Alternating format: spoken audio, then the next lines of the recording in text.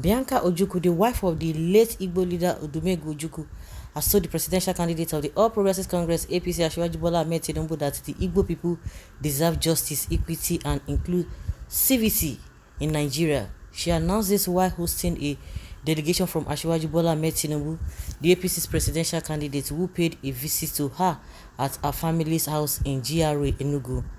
She stated in her speech that the majority of Nigerians were anticipating a new administration that would alter the nation's long-standing social customs. The Southeast is anticipating a government that will bring about security and ease the suffering of the populace. Of course, Ndigo are yearning for equity, fairness, and inclusion, which the Nigerian political elite has not really given us. This is the message I want you to convey to the All Progressives Congress presidential candidates. Okay. While she was speaking, there's something that just came to mind. When we talk about equity, fairness, and what have you, I think it goes beyond that. I used to listen to an editor or a journalist, if I may call him like that. He always said that, you need to be selfish for once, selfish to yourself. Stop thinking about the politicians. The politicians, they have a different agenda. The only time they will come to you is when election is coming up and they want you to come and thumbprint for them. After that, that's all. They will tell you what you would want, but not what you will like them to do. Even if they know what you want them to do, do they do it? They don't do it, and that's why we see a lot of failed promises here and there. Going further, when we talk about equity, justice, and all of that, it's even because we always see that, maybe some tribes, some region are not being favored in terms of position.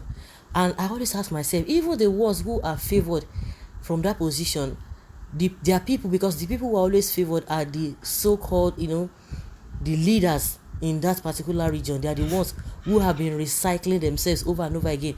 Go and check their people. Are they gaining anything? Nothing. And again, it has always become a thing of pride, even to the people of those regions that you think that the leadership of this country has benefited. They rejoice for those their leaders. Oh yeah, and we did there. What are you gaining as a citizen?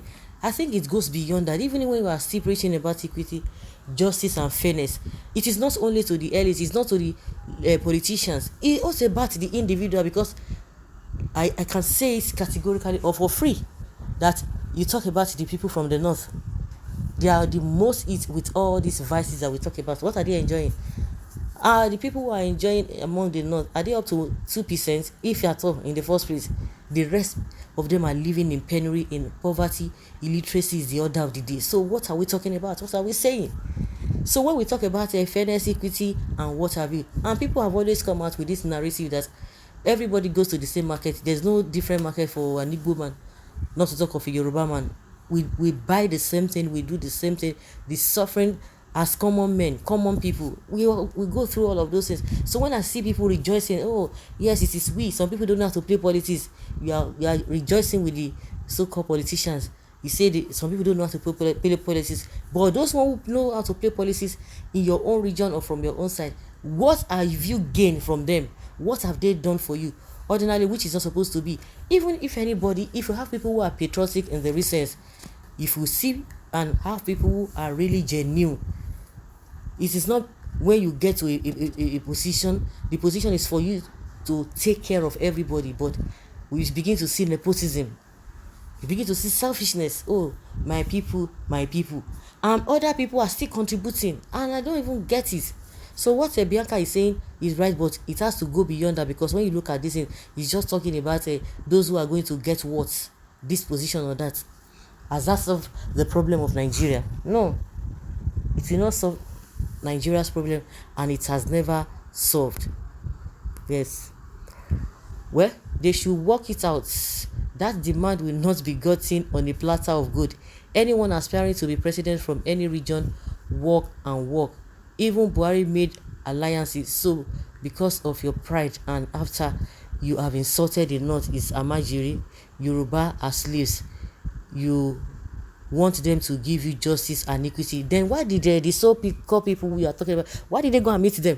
She didn't go and meet anybody. They are the ones who went to go and meet. They went to go and meet her. They sent delegates to go and meet Ojukwu Bianca. So at the end of this, are the people I'm even talking about. You are talking about, it is, if you want to put it in a simple form, they don't know how to play politics. That your people know how to play politics. How has your life economically been better off than those people who do not know how to play politics? And that is why I still fought this issue of the Igbo presidency, that if we don't get a reasonable, responsible person, even from the Igbo extraction, it's going to be business as usual, because once they get it, they will do all manner of things, and that is it. Even if you have somebody who is from the north, who is from whosoever, wherever the person is coming from, if the person is patriotic, believe you me, we will not be where we are today. But unfortunately, the Nigerian people who are still suffering are still running after those politicians, even if you are in that region that you think it's been favoring you. The so-called you know how to play politics, how has it put money in your pocket? How has it developed your region? It's still the same thing. Do you really have sense? No, there's no sense in that. And that is exactly what the politicians want you to dwell on. Well, what is this one saying? With your federal government on your head, are you better off than any Igbo man or woman? You lazy, you can't even fend for yourself. Nigeria will continue to be in shambles until they do the needful. Who is after Nigeria?